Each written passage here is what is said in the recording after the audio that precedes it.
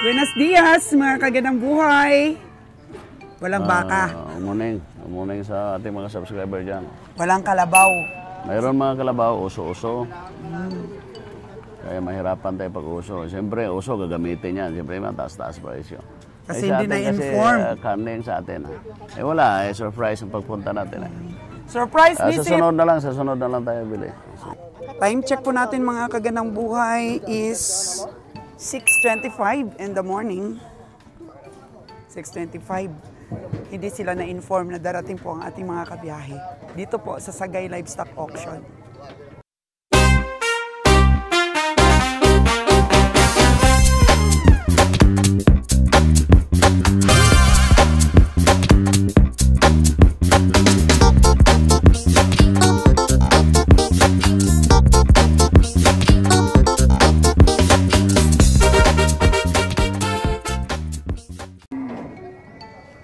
Dahil po sa Biyernes pa lang ng umaga ay nandito na yung ibang komprador, halos po marami silang nabili, oh. Wow! Dami nilang nabili. Makakapuno yata sila ng truck nila. Oh, mapupuno yung truck nila. Sa Biyernes ng umaga, nandito na sila. So, ito pong nakabili, yung iba po dito, iniipon nila yung kanilang mga kalabaw, tsaka binibigay nila sa kagaya namin pong mga komprador. Yan po ang hanap buhay din nila. Punta sila, tsamba nila pagka wala pong mga komprador na dumating. Na biyaheng Maynila. At ang bumibili na lang po dito ay yung mga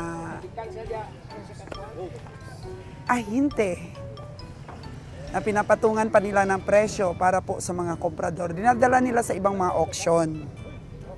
Ayun! Kaya yung ibang mga ahinte po dito, ang sabi po nila sa amin, na-miss daw nila kami. Aww. Next week po ulit, kita-kita. Dahil nga sa medyo maganda ang demand ng kalabaw kay Kabeng Roger, balikan natin ang mga stockyard na marami talaga ang pinaparadang kalabaw.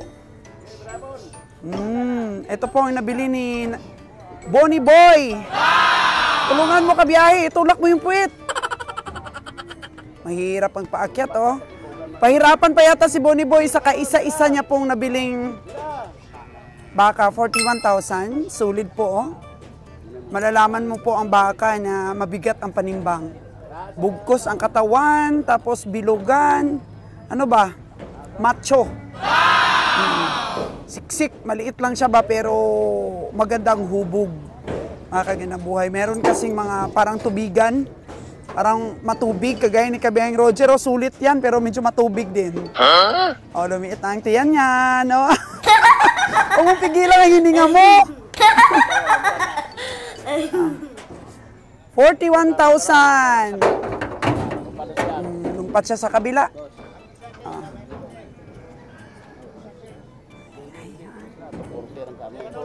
6.2 na. 6.2 para sa 7.6. 240 lang ang karni.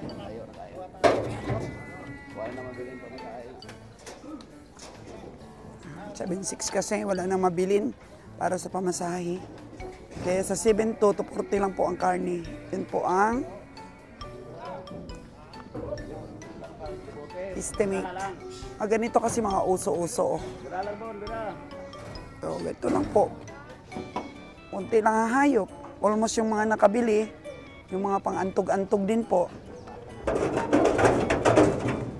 Okay.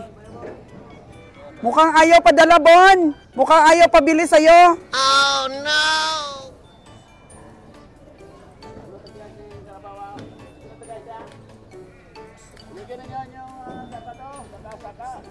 Pag hindi umakyat yan, hindi namin mabibili. Oh, no!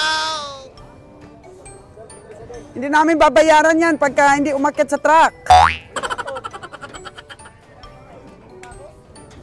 Nakatingin lang sila eh. Yung mga may-ari ng hayop na to, nakatingin lang. Hindi nila tinutulungan si Bonnie Boy. Sabi ko, hindi namin bayaran kung hindi nila tulungan. Sabi naman. O, tulungan niya nila para mabayaran sila. Busy na yung iba sa pagkarga. Kami wala. Dati daming kambing dito eh. Hindi na rin kasi bumalik dito Sir Atong para mamili ng kambing. Kaya wala na rin wala na rin nagdadala. Siyempre walang komprador. Bigyan mo nga mahalin, balik. 92. Ang tatak. Bagong dating lang. Oo, Bagong dating. Pasipat kay Kabeng Roger. 62K daw. Ay, dumadating-dating pa pala kabiyahe. Tulak agad yung kabiyahe. 5-4 lang, 5-4. Awahi, magalang, magalang. 6-1 lang siya. 5-4. Grabe taas na. 62. Buti ko pang bakulod. Lamhad kayo. Lamhad.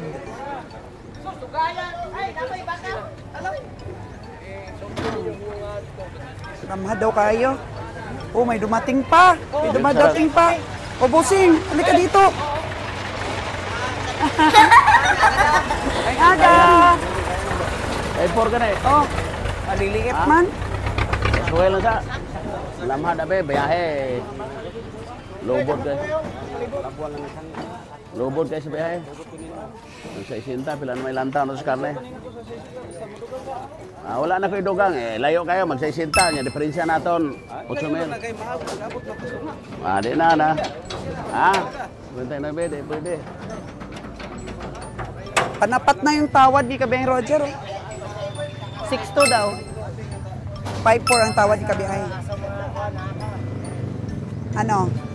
Lamhad abe. Mahal, Bata, tawad? abe, sa biyahe.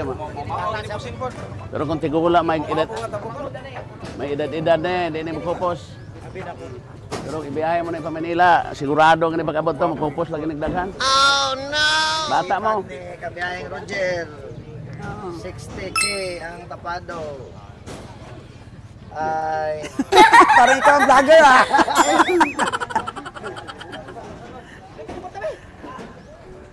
Katuwa po ang mga kaibigan natin dito. Ang tuwa sila pag dumating si Kabiyahe, oh. Uso ang presyo, abe.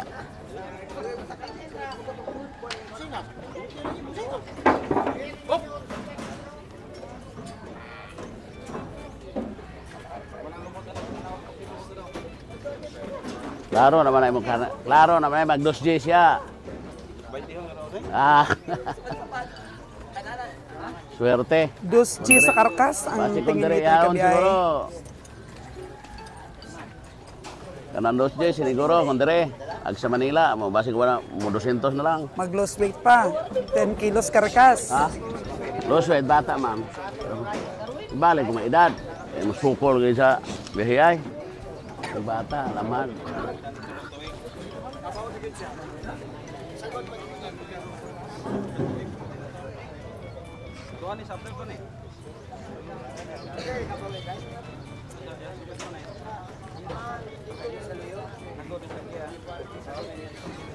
Kilos mo lang ako na nang ginapano sa mo.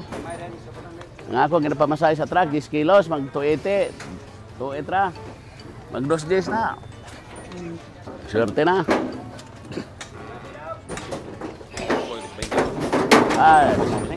Isan pang mag 220, pila naman. Nabili ni Junjun. Pagkatay lang po sa Bacolod ngayon, ha? Kay Junjun Parara. Sila yung mga bersagya. Muna ka na eh, 5-4 para maglapat presyo. 5-6 gani ang yun. Nire-rayahon mo sa gani. Tapos ako panibinto. Usuhon na lang na. Usuhon mo kung nilawasa. Kaso lang, hindi rado. Ay, daro. Di o, daro na. Di daro na. Ikaw wala marupok mayo ba? Mansahon mo ni, mansuhon mo ni.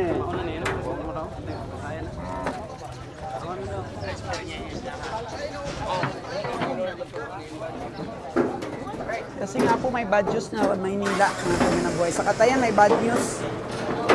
Hindi na nananalo. Ano? Dahil bawal na talaga painumin. Bayad. Asan credential na? Okay. Mamaya na, pag may credential na, pag may okay na, mabayad sa iyong baka ayaw makyat. Katuwa ng mga ahente nung nakita ka, kabiyahing Roger, ha? 62,000. Ay, salamat! YouTube ba? YouTube! Hindi, pag-follow kasi, FB lang yan. Sa YouTube talaga. So, subscribe. Yan po yun.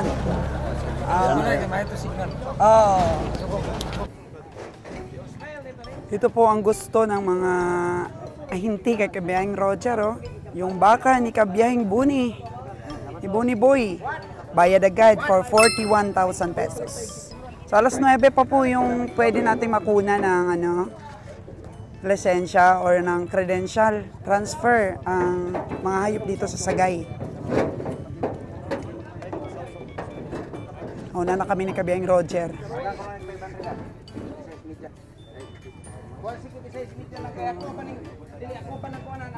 56,500 daw sabi ng tao. 54 ang tawa ni Kabiyahing Roger. Tanahaw tani mong turog, di ba nang tikalpong ano? So, nabili ng 56,500. Pagkatay lang po dito sa Bacolod.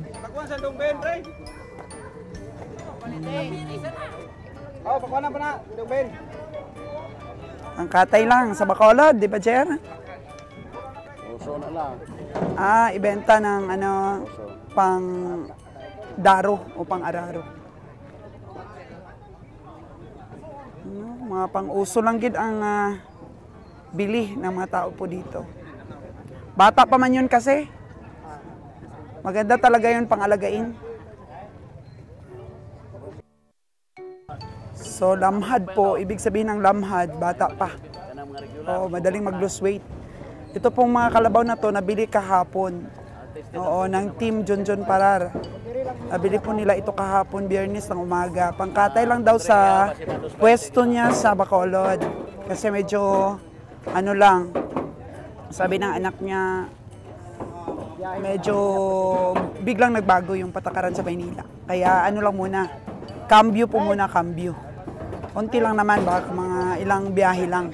Cambio nila para po ma-settle kung ano po yung mga na-condemn na mga hayop. Konti lang naman, no? Pang pangkatay lang nila sa Bacolod. Ayun, yung mga nabili nila. Nakikita niya ata 10 ito. 1, 2, 3, 4. Nakikita niya ata 10. Jer! Kaninong truck yun, Jer, oh?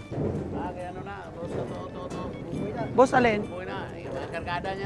Boss Buboy. So, iba-iba pala po ang may-ari nito. Iba-iba ang may-ari. Iba-ibang komprador. Nangangarga po. Nangangarga. Magbabayad sila sa tracking.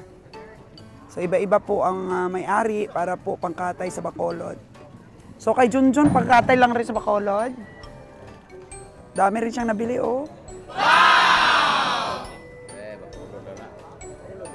Bacolod. Oo. Buti pang kalabaw, no? Mabilis ang paakyatin. Kay Bonnie Boy, nako. Ano yung Bonnie? Lalaki yon? Suplado yung nabili mong baka? Oh, wild. Baka hindi yun sanay sa tali ba? Tugway lang. Okay ang kanyang rampa, matago. Mixing rampa, tapos parang stainless pa kabiyahe. Para hindi pa masyadong mabigat. Papalitan mo ng stainless ang ating mga rampa. Ubos sa etapa, sunana sa ulo. Oo. Huwag kita pag-patik. Katika ka ragwag.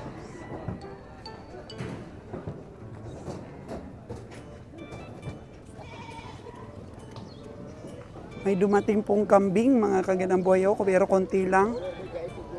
Unlike po talaga dati, maraming dumarating.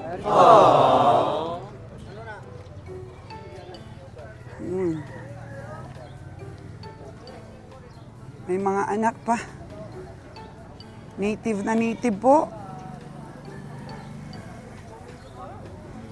Di pwedeng gawing materialis.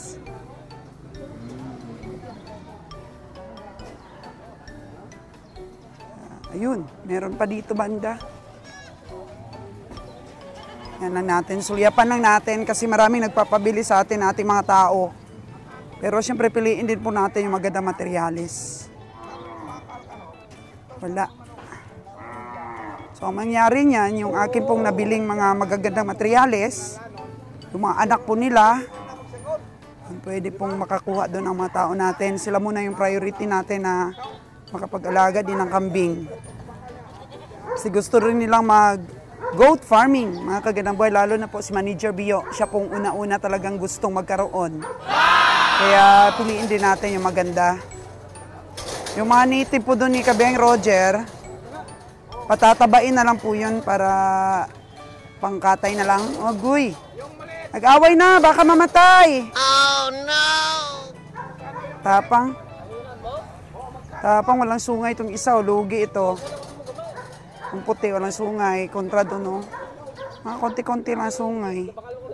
Yan ang gusto ni Kabeng Roger, yung mga wala daw sungay, pero yung nabili kong mga babae, may sungay. Kasi Anglo Boer po yung mga babae ko. More on Anglo siguro yun. May mga sungay eh.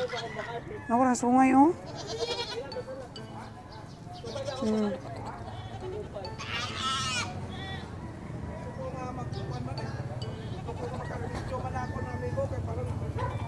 Yun. Gwapo. Bata pa ito. Oh. Kay Dudong na bull, oh. Pero balak ko po talaga mga kagandang buhay, bibili ako ng pure blood ba sa Batangas. Boer po yung gusto kong bilhin. Yung pure blood talaga. So, pupunta kami na Maynila. Kung may pagkakataon po, makabisita po ako sa Padre Garcia. Tapos kung may mga ma-refer po na mga farm na mayroon pong pure blood na line ng Boer, pwede po tayong bumili. Medyo mahirap lang po mag-transport talaga dahil pareho rin po yung proseso ng pag-transport sa baka. Mayroon pang mga immunization, health certificate. Lahat po yan i-comply po natin. Yun ang hirap. Marami pong nagmi-message sa atin kung pwedeng kumarga, pero sabi ko hindi kami pwedeng kumarga. Kasi delayances po yan sa biyahe, maraming i-comply, mahirap po. Kaya kung gusto talaga nilang kumuha doon sa sa Batangas, sarili po nilang sasakyan. Basta kumpleto lang po ang credentials at mga kinukumply po sa hayop, pwede nang ibiyahe. Sabi nila kahit Hilux pwede na daw. Basta yung dapat i-comply sa hayop ay makumply natin. Kasi pang-alagain naman kasi, hindi siya pangkatay. Kita-kits na lang po tayo next week, mga kagandang buhay. Dito po sa Sagay Livestock Auction. Ganun po talaga ang negosyo. Minsan may talo, minsan may panalo, minsan may panabla. So ngayong araw po na to, talo kami sa expenses. Pero okay lang rin, as long as nag-i-enjoy po tayo at may iba pang negosyong kumikita. Mangtapal po.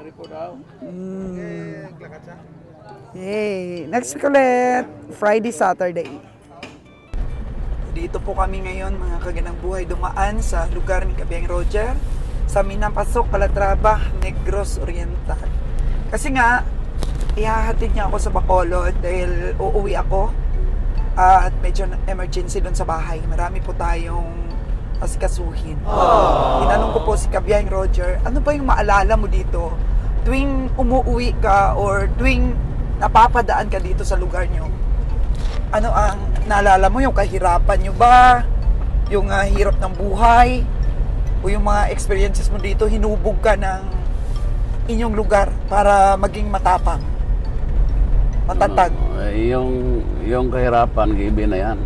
Yung paghihirap namin noon, given yan.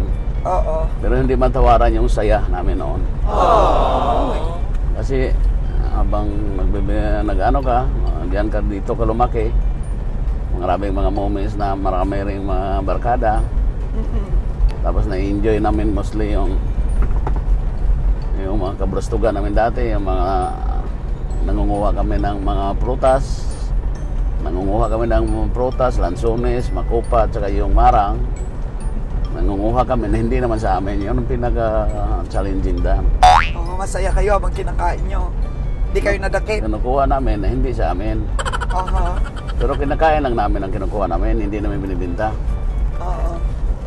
Marami kami, ano yung masaya. Tapos, Yun pa rin yung binabalik-balikan mo dito sa lugar mo. Yung mga alaala ng kahit mahirap, pero masaya. yung talagang connection mo sa lugar. Dito kasi namatay yung papa ko. Diyan lang siya nilibing sa cemetery na yon. Ano ba, bakit namatay yung tatay mo? Ano, bata ka pa noon? Bata pa talaga ako. Ano yung kinamatay niya? Ulcer yata ginamatay niya. Appendix? Napindi Parang niya. nag-ruptured na, no? Oo. Hindi na na-opera. Hindi na dahil pumuton o sumabog na daw eh. Ruptured na nga. So, ilang taon ka pa lang noon? Noong third year high school ako, nasa 16. Oo. Kasi medyo tinagal-tagalan na matagal rin ako nakatapos ng high school. Stop ka. Dahil sa hirap ng buhay. So, yun. Masaya ka pa rin, no? So, sa tuwing sinasabihan ka ng mga tao, Jer, ikaw na ba yan? Anong napipil mo? Proud ka ba? O masaya ka? Na nakabalik ka dito na hindi ka na katulad ng dati na isang kahigat, isang tuka? May wala tayong ganong klaseng senaryo. Always tayong nasa humble tayo. Wala namang gano'n na umuwi ako dito para itaas ko yung dibdib ko. Oo. Ganon pa rin naman tayo. Strive for living pa rin tayo. Kasi yun pa rin ang ating ngayong ginagawa. Tama. Sobrang hirap ito. Nagano tayo, lagi tayong puyat. Kasi kala ng iba kasi pag may negosyo ka, halimbawa may sasakyan kunwari, Oo.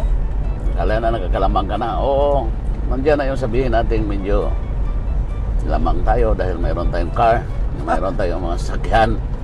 Pero kung isip-isipin po natin kung yung maintenance po niyan ay napakalaki pong risgo. Ay nakaw.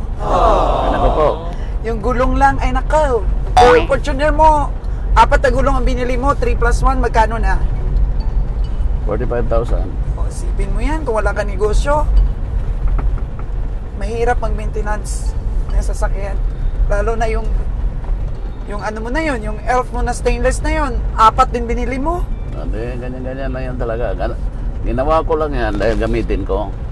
Dahil kung susumahin mo naman yan, halimbawa magtitipid tayo, hindi natin gagandahan yung mga gulong. Pag madisgrasya tayo, mas moro pa yung baka ikamatay pa natin. Imbis na pumutok ang gulong yan, matirik ang daan, ay wala, deadball tayo. Mapaga ang kamatayan natin. Tama. Ibaling mangutang tayo pambiling gulong, basta buhay tayo. Ano yung pinakamadaling ano doon? So parang fulfilled ka, feeling fulfilled ka talaga, Kabiyang Roger, yung tuwing nababalikan mo yung ano mo ba, yung lugar mo, parang nabubuo ka. Ganon. Iba yung feeling. Na-reminisce mo yung mga kabataan mo, experience mo. Kikita mo yung mga dati-dating mga nakasalamuha mo. Masaya, no? Parang buo yung pagkatao mo. Yung men talaga namin dito, yung binabalik-balikan ko. Kasi matagal rin ako nung tumira kasi dito. 20 years. Pero mas matagal ka sa feeling ko. Pero yung mga alaala ko dito sa 20 years. Kasama kong pamilya ko, mga kapatid, marami.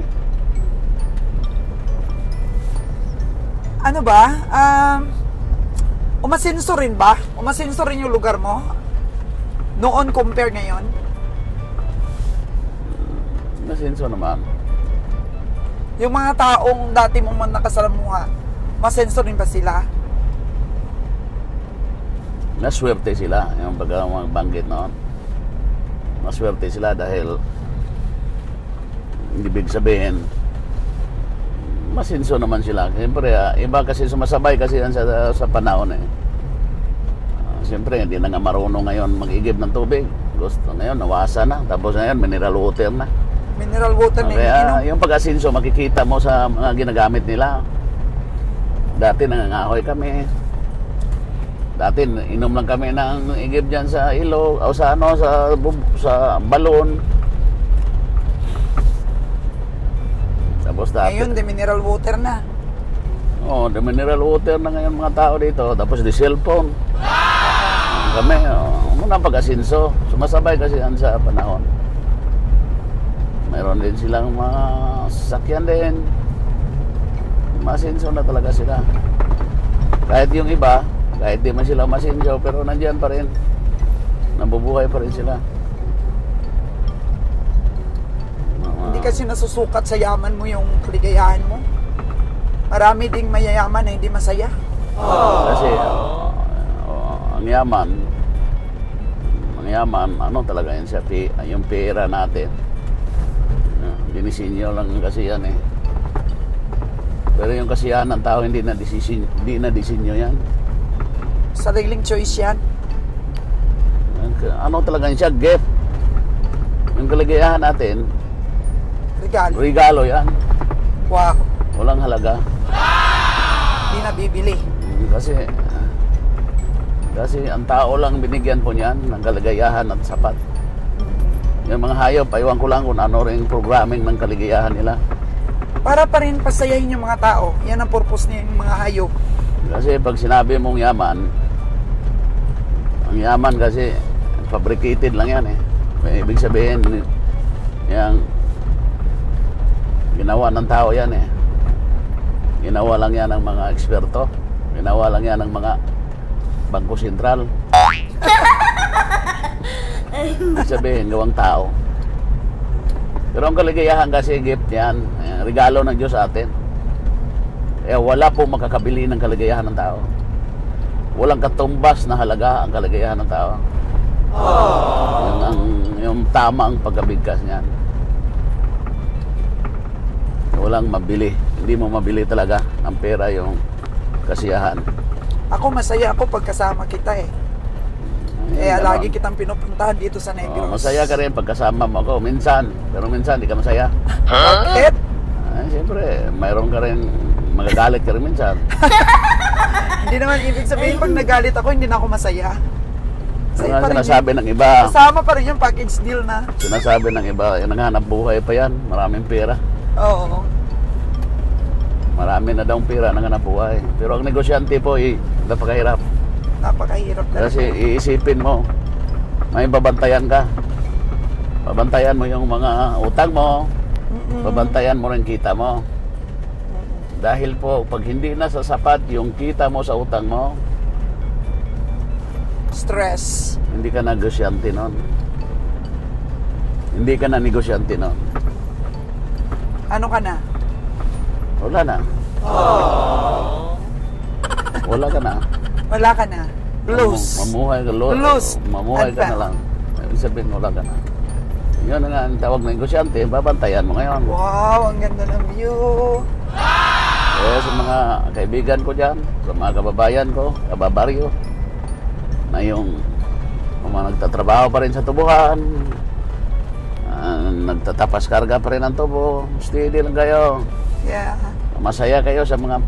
Kasi nung unang panahon, nung unang kami sa amin nandito, sa Negros, dati nagtatapas kami ng tubo eh. Tapos kinakarga. Nandyan po yung kiliti. Nandyan Wow. po yung mga kiliti ng aming I feel good. Kasi nandyan yung mga kamot ng mga mga gilok, mga Kati-kati. kati-katis katawan, nandyan lahat. Kinikiliti ka ng mga kati-kati. Kinikiliti ka na Pawis.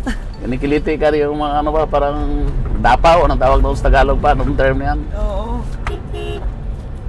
Kinikiliti ka ng Mga gilok nga eh. gilok.